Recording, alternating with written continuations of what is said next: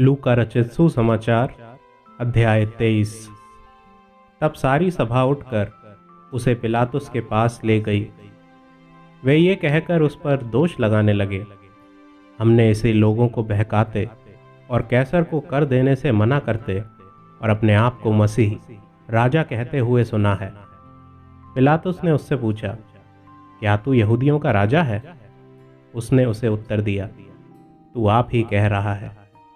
तब पिलातुस ने प्रधान याजकों और लोगों से कहा, मैं इस मनुष्य में कोई दोष नहीं पाता।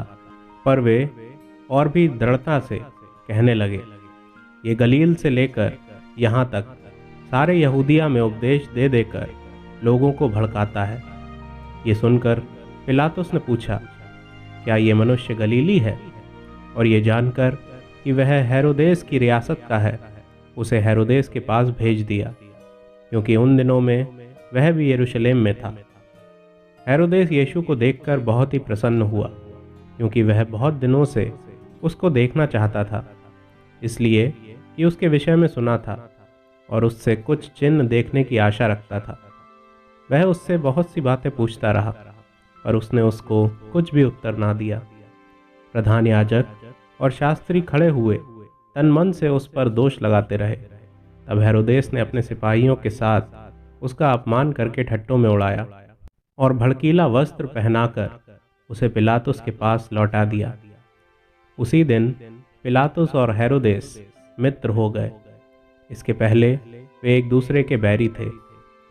पिलातुस ने प्रधान याजकों और सरदारों और लोगों को बुलाकर उनसे कहा, तुम इस मनुष्य को लोगों का बहकाने वाला ठहराकर मेरे पास लाए हो, और देखो मैंने तुम्हारे सामने उसकी जांच की, पर जिन बातों का तुम उस पर दोष लगाते हो, उन बातों के विषय में मैंने उसमें कुछ भी दोष नहीं पाया है, ना हेरोदेस ने, क्योंकि उसने उसे हमारे पास लौटा दिया है।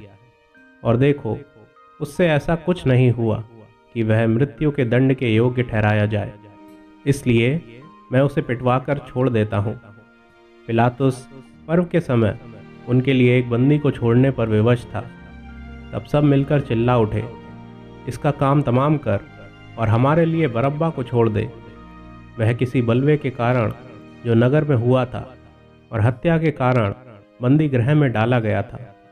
पर पिलातुस ने यीशु को छोड़ने की इच्छा से लोगों को फिर समझाया, परंतु उन्होंने चिल्लाकर कहा, उसे क्रूस पर चढ़ा, क्रूस पर। उसने तीसरी बार उनसे कहा, क्यों? उसने कौन सी बुराई की है? मैंने उसमें मृत्यु के दंड के योग्य कोई बात नहीं पाई, इसलिए मैं उसे पिटवाकर छोड़ देता हूँ। परंतु वे चिल्ला चिल्लाकर पीछे पड़ गए कि वह क्रूस पर चढ़ाया जाए, और उनका चिल्लाना प्रबल हुआ। अतः पिलातुस ने आज्ञा दी कि उनकी विनती के अनुसार किया जाए। उसने उस मनुष्य को जो बलवे और हत्या के कारण बंदी गृह में डाला गया था और जिसे वे मांगते थे, छोड़ दिया और यीशु को उनकी इच्छा के अनुसार सौंप दिया।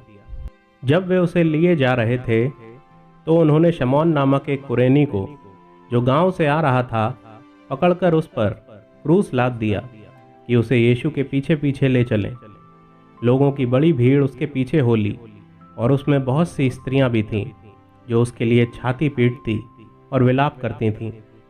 यीशु ने उनकी ओर मुड़कर कहा, हे यरूशलेम की पुत्रियों, मेरे लिए मत रो, परंतु अपने और अपने बालकों के लिए रो, क्योंकि देखो वे दिन आते हैं जिनमें लोग कहेंगे, धन्य हैं वे जो बांझ हैं, और वे गर्भ जो ना जने, और वे स्तन जिन्होंने दूध ना पिलाया।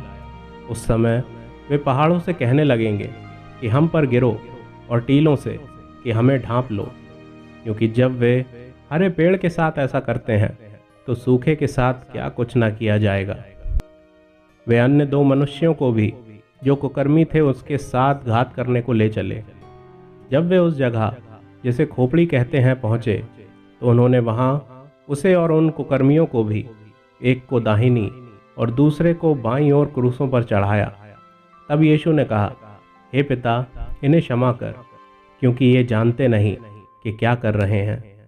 और उन्होंने चिट्ठियां डालकर उसके कपड़े बांट लिए। लोग खड़े खड़े देख रहे थे, और सरदार भी ठट्ठा कर करके कहते थे, इसने दूसरों को बचाया, यदि ये परमेश्वर का मसीह है और उसका चुना हुआ है तो अपने आप को बचा ले। सिपाही भी पास आकर और सिरका देकर उसका ठट्टा करके कहते थे, यदि तू यहूदियों का राजा है तो अपने आप को बचा। और उसके ऊपर एक दोष पत्र भी लगा था, ये यहूदियों का राजा है।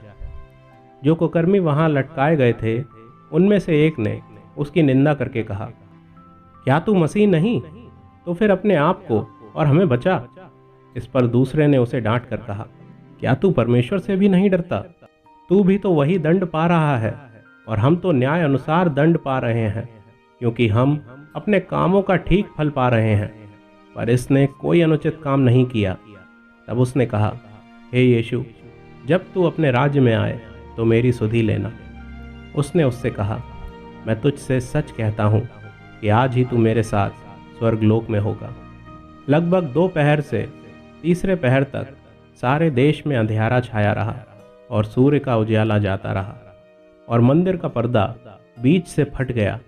और यीशु ने बड़े शब्द से पुकार कर कहा, हे पिता, मैं अपनी आत्मा तेरे हाथों में सौंपता हूँ। और ये कहकर प्राण छोड़ दिए। सूबेदार ने जो कुछ हुआ था देखकर परमेश्वर की बढ़ाई की और कहा, निश्चय ये मनुष्य धर्मी था। और भीड़ जो देखने को इकट्ठी हुई थी इस घटना को देखकर छाती पीटती हुई लौट गई। पर उसके सब जान पहचान और जो स्त्रियां गलील से उसके साथ आई थीं, दूर खड़ी हुई ये सब देख रही थीं। वहां यूसुफ नाम का महासभा का एक सदस्य था, जो सज्जन और धर्मी पुरुष था और उनकी योजना और उनके इस काम से प्रसन्न न था। वह यहूदियों के नगर अरिमतिया का रहने वाला और परमेश्वर के राज्य की बाट जोहने वाला था। उसने पिलातुस के पास जाकर यीशु का शव मांगा और उसे उतारकर मलमल की चादर में लपेटा और एक कब्र में रखा जो चट्टान में खुदी हुई थी और उसमें कोई कभी न रखा गया था। वह तैयारी का दिन था और शब्द का दिन आरंभ होने पर था। उन स्त्रियों ने जो उसके साथ गलील से आई थीं पीछे पीछे जाकर उस कब्र को देखा और ये भी कि उसका शव किस रीति से रखा गया है। तब उन्होंने लौटकर सुगंधित वस्तुएं और इत्र तैयार किया और शब्द के दिन उन्होंने आज्ञा के अनुसार विश्राम किया।